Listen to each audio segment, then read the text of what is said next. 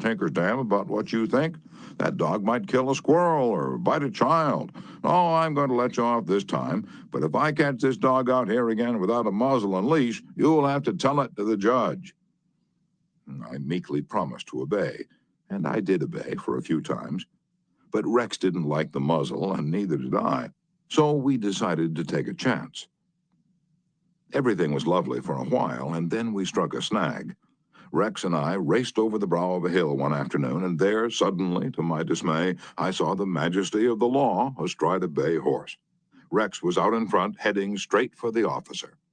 I was in for it. I knew it. So I didn't wait until the policeman started talking. I beat him to it. I said, "Officer, you've caught me red-handed. I'm guilty. I have no alibis, no excuses. You warned me last week that if I brought the dog out here again without a muzzle, you'd fine me." "Well, now," the policeman responded in a soft tone, "I know it's a temptation to let a little dog like that have a run out here when nobody's around."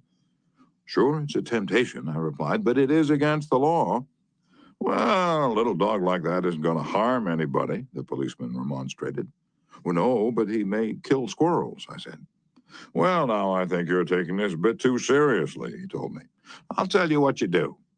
You just let him run over the hill there where I can't see him, and we'll forget all about it." Well, that policeman, being human, wanted a feeling of importance. So when I began to condemn myself, the only way he could nourish his self-esteem was to take the magnanimous attitude of showing mercy. But suppose I'd tried to defend myself. Well, did you ever argue with a policeman? But instead of breaking lances with him, I admitted that he was absolutely right and I was absolutely wrong. I admitted it quickly, openly, and with enthusiasm. The affair terminated graciously in my taking his side and his taking my side.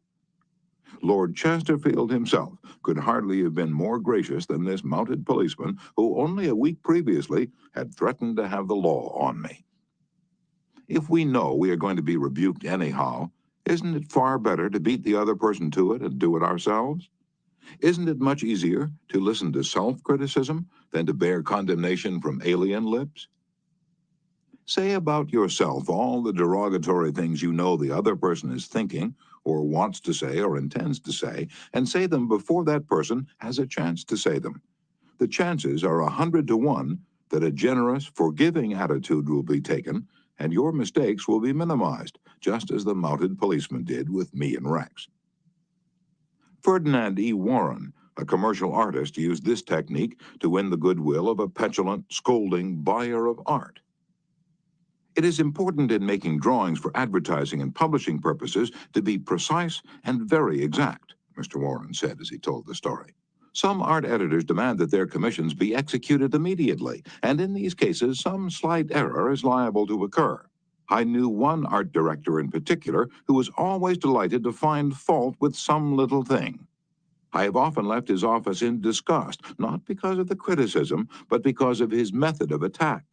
Recently, I delivered a rush job to this editor, and he phoned me to call at his office immediately. He said something was wrong. When I arrived, I found just what I had anticipated and dreaded. He was hostile, gloating over his chance to criticize. He demanded with heat why I had done so-and-so. My opportunity had come to apply the self-criticism I'd been studying about, so I said, "Mr. So-and-so, if what you say is true, I am at fault. And there is absolutely no excuse for my blunder. I have been doing drawings for you long enough to know better. I am ashamed of myself." Immediately, he started to defend me. "Yes, you're right, but after all, this isn't a serious mistake. It's only," and I interrupted him. "Any mistake," I said, "may be costly, and they're all irritating." He started to break in, but I wouldn't let him. I was having a grand time. For the first time in my life, I was criticizing myself, and I loved it. "I should have been more careful," I continued. "You give me a lot of work, and you deserve the best, so I'm going to do this drawing all over." "No, no," he protested, "I wouldn't think of putting you to all that trouble." He praised my work, assured me he wanted only a minor change, and that my slight error hadn't cost his firm any money, and after all, it was a mere detail not worth worrying about. My eagerness to criticize myself took all the fight out of him. He ended up by taking me to lunch, and before we parted, he gave me a check and another commission. There's a certain degree of satisfaction in having the courage to admit one's errors. It not only clears the air of guilt and defensiveness, but often helps solve the problem created by the error.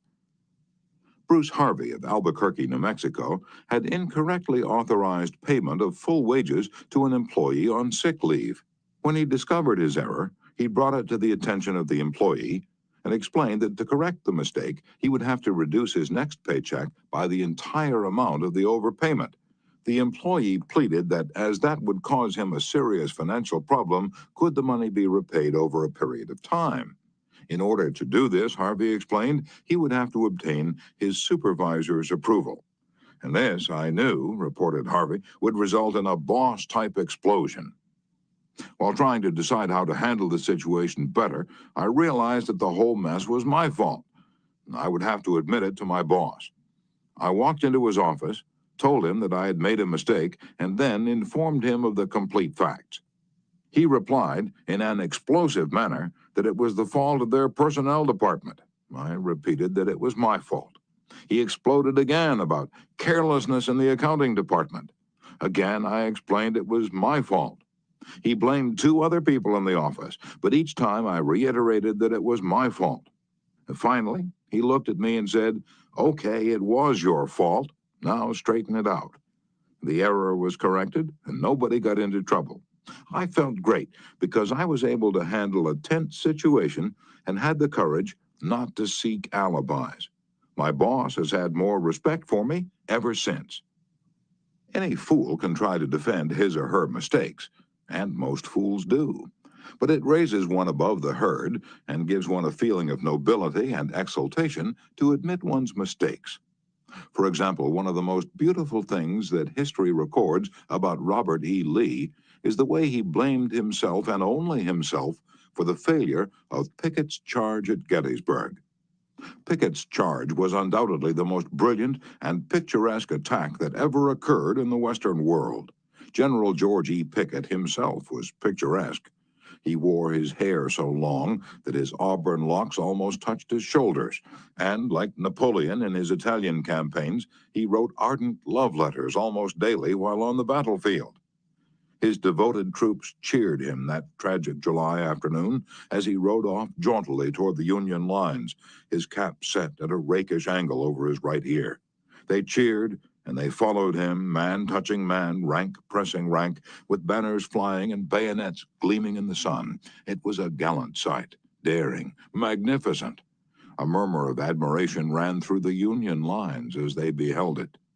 Pickett's troops swept forward at an easy trot, through orchard and cornfield, across a meadow and over a ravine. All the time, the enemy's cannon was tearing ghastly holes in their ranks, but on they pressed, grim, irresistible. Suddenly, the Union infantry rose from behind the stone wall on Cemetery Ridge, where they had been hiding, and fired volley after volley into Pickett's onrushing troops. The crest of the hill was a sheet of flame, a slaughterhouse, a blazing volcano. In a few minutes, all of Pickett's brigade commanders except one were down, and 4/5 of his 5,000 men had fallen. General Lewis A. Armistead, leading the troops in the final plunge, ran forward, vaulted over the stone wall, and waving his cap on top of his sword, shouted, "Give 'em steel, boys!" They did. They leaped over the wall, bayoneted their enemies, smashed skulls with clubbed muskets, and planted the battle flags of the South on Cemetery Ridge. The banner waved there only for a moment, but that moment, brief as it was, recorded the high water mark of the Confederacy. Pickett's charge, brilliant, heroic, was nevertheless the beginning of the end. Lee had failed. He could not penetrate the North, and he knew it. The South was doomed. Lee was so saddened, so shocked, that he sent in his resignation and asked Jefferson Davis, the president of the Confederacy, to appoint a younger, abler man. If Lee had wanted to blame the disastrous failure of Pickett's charge on someone else, he could have found a score of alibis. Some of his division commanders had failed him. The cavalry hadn't arrived in time to support the infantry attack. This had gone wrong, and that had gone awry. But Lee, was far too noble to blame others. As Pickett's